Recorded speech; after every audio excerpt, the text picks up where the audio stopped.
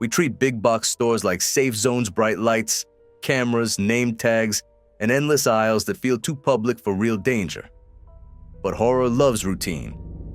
It waits by the produce, wears a blue vest it didn't earn, whispers your mom said it's okay in the toy aisle, shadows you through fluorescent silence at 3 a.m., and slips past the stockroom door after closing. The fake employee. This story begins just like any normal day for Ashley. She lived and worked in a quiet suburban area, a place she considered safe. Her daily routine was pretty consistent.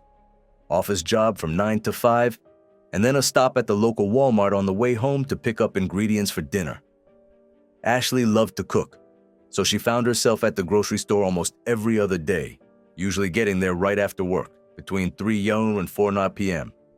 The Walmart was always a little busy around that time, but it was a quick trip.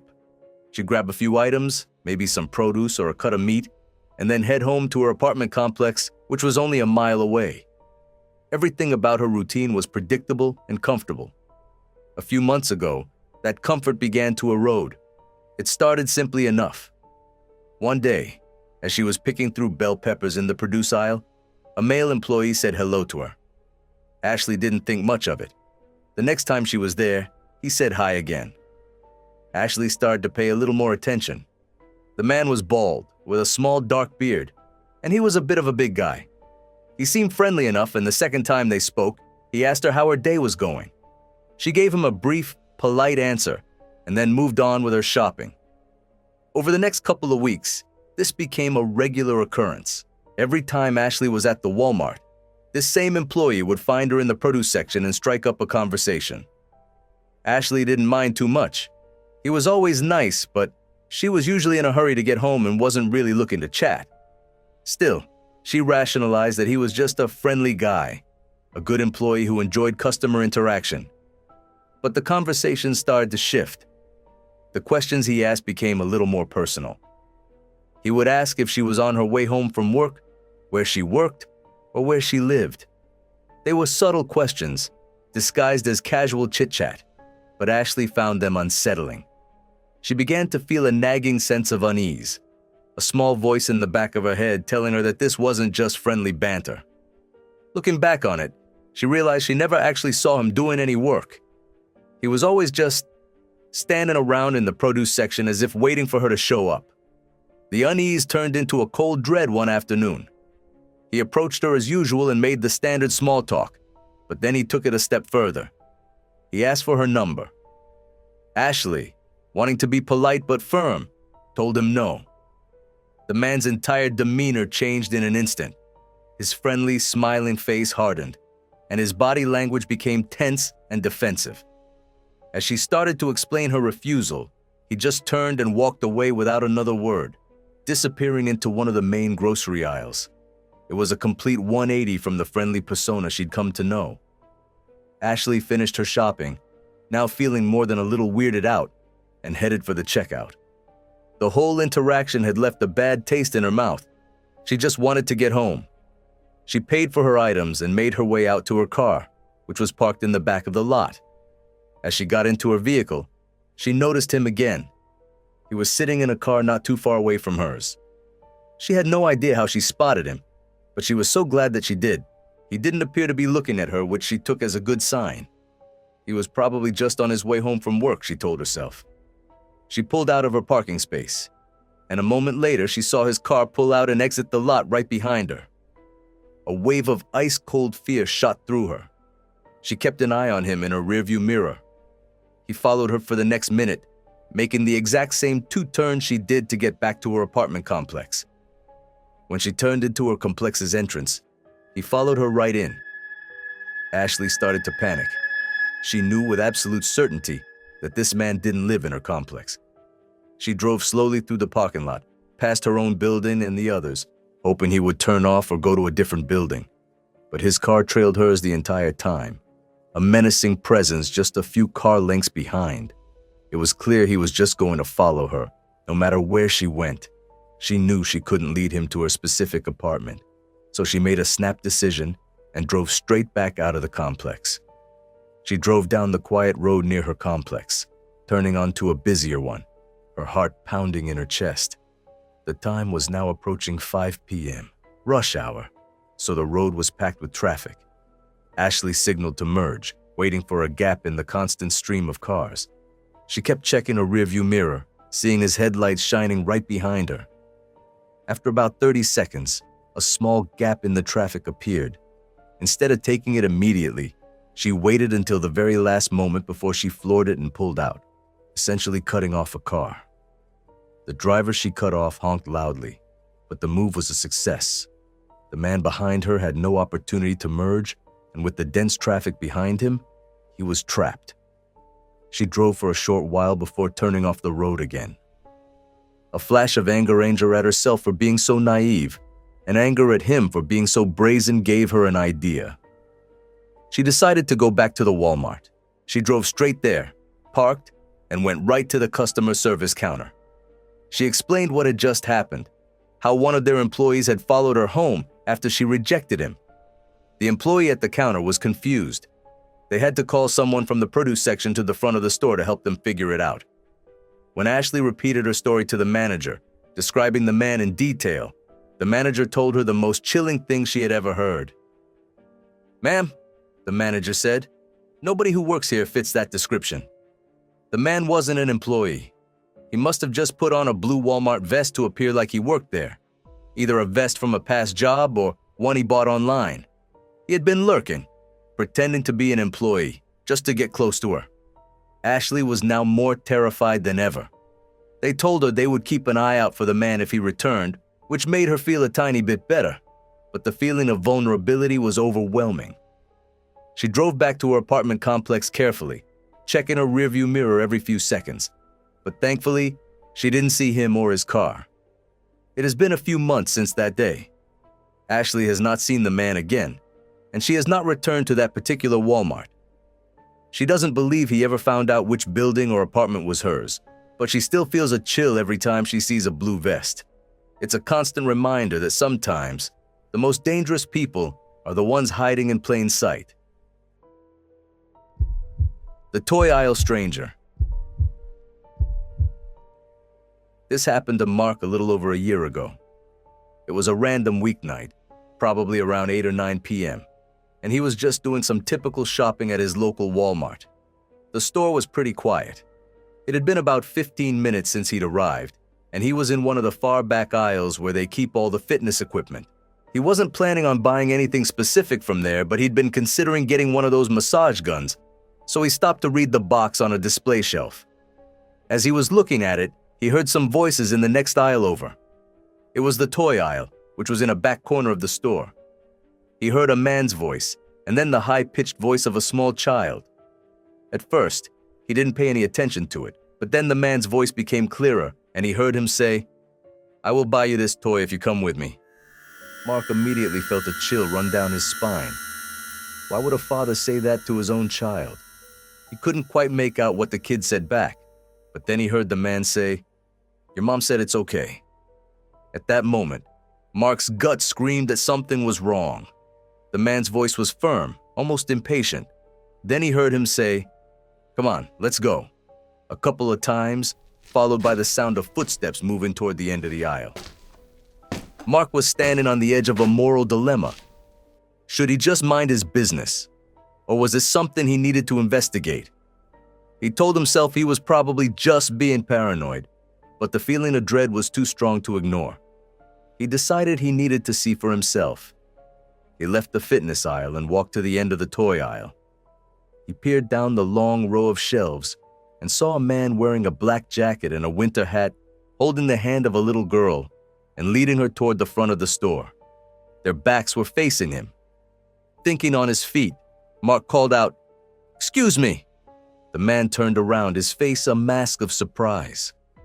Mark, acting quickly, walked over to a nearby shelf and picked up a stuffed animal.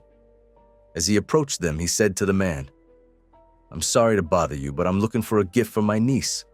Do you think this would be a good one?" The man's eyes darted around nervously. He said he had no idea and that they really had to get going. Mark didn't back down. "Oh, I just thought you might know," he said, trying to stall them. He then looked down at the little girl and asked, "Is this your daughter?"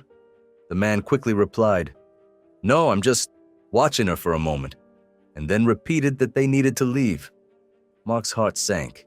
He knew his suspicions were right. The man and the child then walked away quickly. Mark turned and started to walk in the opposite direction, convincing himself that he had overreacted. The man had a reasonable explanation, right? He was probably just a babysitter and Mark was just being nosy. He tried to shake the feeling of dread, but it lingered. Then, about 30 seconds later, he heard it. A woman's voice calling out a name. "Sarah," she called, her voice not frantic but full of concern. The woman was just a few aisles down from where Mark was. He immediately knew. He ran toward her and asked, "Is Sarah your daughter?" The woman, looking worried, said yes. "I think I just saw her," Mark said, the words tumbling out of his mouth. "She was with a man, and I think they might be leaving." The woman's eyes widened in horror. Without another word, they both sprinted toward the front of the store. They were in luck. They had only been separated by a minute or so. When they reached the self-checkout area, they saw the man standing there with Sarah, buying her a small toy. As soon as the woman saw her daughter, she started shouting her name. The man, caught red-handed, tried to play it off. "I was just being nice and buying her a toy," he claimed. But seeing the woman and Mark standing there and realizing his lie wouldn't hold up, he turned and ran, leaving the toy behind. He bolted out the door and disappeared into the night. The police were called, and the girl was quickly reunited with her terrified mother. It turned out the little girl had wandered off from her mom, who had been shopping in a different section of the store and thought her daughter was still nearby. The guy was apprehended not long after this incident. He was a registered sex offender who had a history of child abduction. This experience changed Mark forever. He's much more aware of his surroundings, and he knows now that a bad feeling is more than just paranoia. It's a warning, and sometimes acting on it can save a life.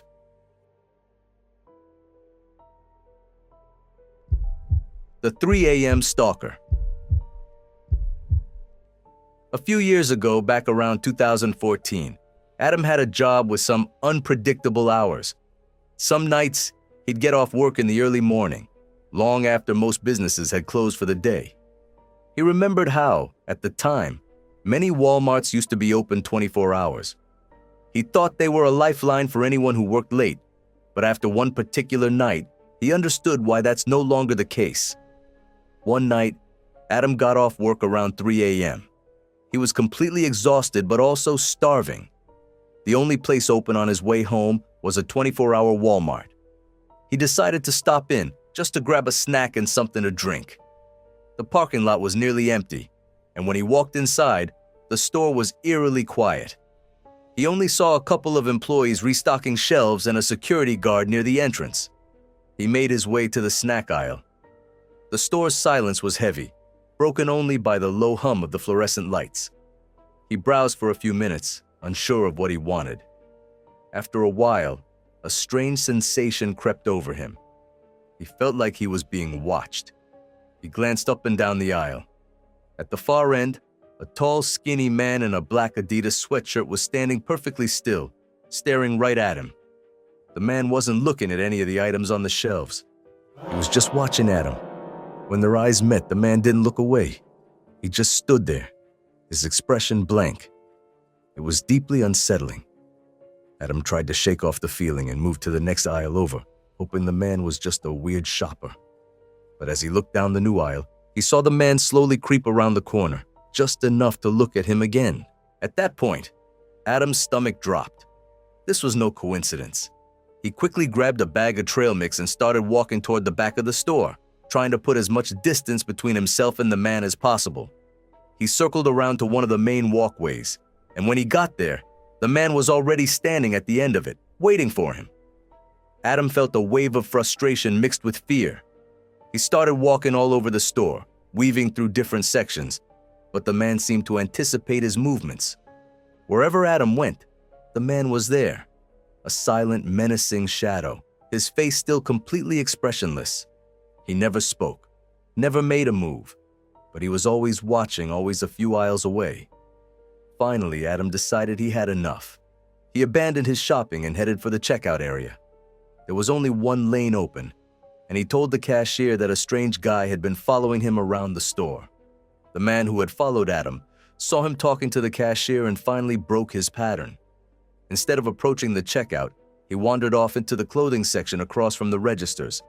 The cashier just gave Adam a shrug and said, "Thanks for letting us know, that's really weird." After paying, Adam walked toward the front doors, constantly scanning the store to make sure the man wasn't following him. He was relieved to see the guy still in the clothing section as he walked out.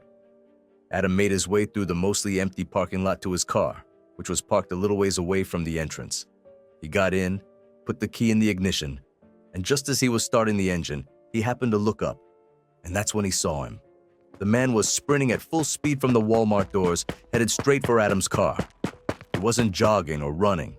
He was in a dead sprint, like a football player running a 40-yard dash. Adam was so shocked, he just sat there for a second, watching this weird, expressionless guy running as fast as he could directly at him. He wasn't running away from anything. He was running for something. He was running for Adam. The moment of confusion was all the man needed. He was covering ground fast, and Adam knew he had to act. He slammed the car into drive and sped out of the parking spot, peeling out onto the road just as the man was about to reach his car. The guy kept running, a silent, relentless figure pursuing him all the way until Adam was out of the parking lot and on the main street. Then, just as suddenly as he had started, he stopped. Adam never understood why the man followed him around the store, or what he would have done if he had reached the car. He never saw him again, but he never went back to a 24-hour Walmart in the middle of the night either. It was a terrifying reminder that some people don't need a reason to be a threat. Their presence is a danger all on its own. The persistent creep. This story took place about 4 years ago. The woman who sent it in, whom we'll call Jessica, was a frequent shopper at her local Walmart. She was in the store one night, just grabbing 2 or 3 things, but the store was still fairly busy. She'd only been inside for about 10 minutes when a man approached her in one of the aisles. He seemed to come out of nowhere. He was about 5'8", with graying hair. He introduced himself and started asking her questions, like what her name was and what she was shopping for. He came across as a little strange. She didn't see him wearing a uniform, so she knew he wasn't an employee. Trying to be polite but firm, she talked with him for about a minute before saying she had to go. He gave her a creepy smile, and she turned and walked away, heading straight for the front of the store. When she got to the self-checkout area, there were only a few other people there. As she started scanning her items, she saw him again. He had followed her all the way from the aisle on the complete opposite end of the store. Instead of going to an open register, he walked right up to her. "Let me pay for that for you," he said. Jessica's heart skipped a beat. She was both confused and deeply uncomfortable. She told him, "No thanks," and asked him why he would offer that. He just said he was trying to be nice. She politely but firmly told him that she would buy her own items, and he turned and walked away from the registers. He didn't grab anything or check out. He just walked straight out of the store. After paying for her stuff, Jessica left. The second she stepped outside, she saw him standing right there by the door. "Hi again," he said, and a chill went down her spine. The encounter inside the store was unsettling, but this felt different. It felt like a trap. He then asked her if she wanted to come over to his house. The awkwardness was suffocating. "Sorry, no," she said, and started walking quickly toward her car. At first, he walked alongside her, a few steps behind. For 5 agonizing seconds, she thought he was going to follow her all the way to her car. But then he stopped. He just stood there, watching her as she walked to her car, got in, and drove away. The experience was undeniably creepy, and a normal person would have been done with that Walmart forever. But Jessica, trying to be reasonable, told herself it wasn't that big of a deal. Maybe the guy was just socially awkward. Maybe he was just a bit of a creep. She kept going back to that Walmart. It was a place she trusted, and nothing else happened for about a month. Then, one evening around 8 p.m., She was shopping for groceries in the food section. She walked into one of the aisles and saw him again. She didn't recognize him at first, but after a few seconds, it all came rushing back. His face, the graying hair, the way he had followed her and stood outside the store. Her brain went into immediate alert mode. She knew she needed to leave. As she turned to walk away, she saw him look up and notice her. Panic surged through her veins. He was in the grocery aisle, and so was she. She quickly abandoned her shopping cart and headed for the opposite end of the store, putting as much distance between them as she could. She still had a few more things to get, but she decided she'd just wait until he was gone. She wandered over to the far side of the store where there were fewer shoppers, slowly walking up and down a few random aisles, just killing time and trying to be inconspicuous. As she was doing this, she glanced down a main walkway and saw him again. He was heading in her direction, still a good distance away, but he was closing in. That's when she knew she had to leave. Forget the groceries. She dropped her shopping basket right where she stood and ran for the front of the store, taking random turns and cutting through aisles to block his view. There was no way she was going to risk standing in line at the self-checkout and letting him catch up to her. She flew out the door and ran to her car, her heart pounding. She drove straight home and didn't go back to that particular Walmart for a long, long time. Jessica believes it was just a strange coincidence that she saw him again, but she also believes that if he had caught up to her, he would have tried to talk to her again, and that the outcome could have been much, much worse. It was a terrifying wake-up call, a realization that some creeps don't just go away. They just lie in wait until the next time they see you. The After-Hours Intruder. Daniel's job as an overnight stalker at a local Walmart was pretty straightforward. He would show up around 9 p.m., work for 2 hours while the store was still open, and then spend the rest of his shift after the doors had closed at 11 p.m. He was a creature of habit and comfort, so he often put on his headphones and listened to music while he worked. This particular night, he was in the pet supplies aisle in the far back corner of the store. It was about 11:30 p.m., a full 30 minutes after the store had officially closed. As he was stocking a shelf, he saw something in his peripheral vision. It looked like someone walking by the end of the aisle. He quickly glanced over, but they were gone. He figured it was just one of his coworkers and went back to work. But a few minutes later, he saw it again. A figure at the end of the aisle. This time, the person didn't walk away. It was a man he had never seen before, a complete stranger. As soon as Daniel looked directly at him, the man quickly disappeared behind the next aisle. Daniel pulled out his headphones, a prickle of unease running up his spine. He walked to the end of the aisle and looked down the next one, just in time to see the man disappearing into yet another aisle. Grabbing his walkie-talkie, he radioed into his manager, reporting that he thought he saw someone in the store who wasn't supposed to be there. He got a quick, "Copy that," and then went back to work, trying to shake the creepy feeling. About an hour later, Daniel needed to go to the back room to grab another pallet of supplies. The back room was a huge area of the store, and he was the only one in his section. As he was walking, he was certain he saw the man again, this time hiding behind a large box under one of the metal shelves. He didn't stare, didn't say anything. He just kept walking, trying to act like he hadn't seen anything. But his gut feeling was screaming at him, telling him to turn around. He decided to go back the way he came. As he began walking away, he heard noises behind him, even with his headphones now back on. It was a shuffling sound, like someone was moving. He started to run toward the sales floor exit, and the sound of footsteps behind him grew louder, echoing in the vast, empty back room. When he finally got to the door and burst back out onto the main floor, the man didn't follow. Daniel ran until he found the nearest coworker, a guy named Al who worked in electronics. "I think there's a guy in the back," Daniel said, trying to catch his breath. "He was hiding and then he started following me." Al, a veteran of the overnight shift, was a bit skeptical but agreed to go check it out. Together, they walked back to the door that led to the back room. As soon as they opened it, they heard the distinct sound of a distant door opening and closing.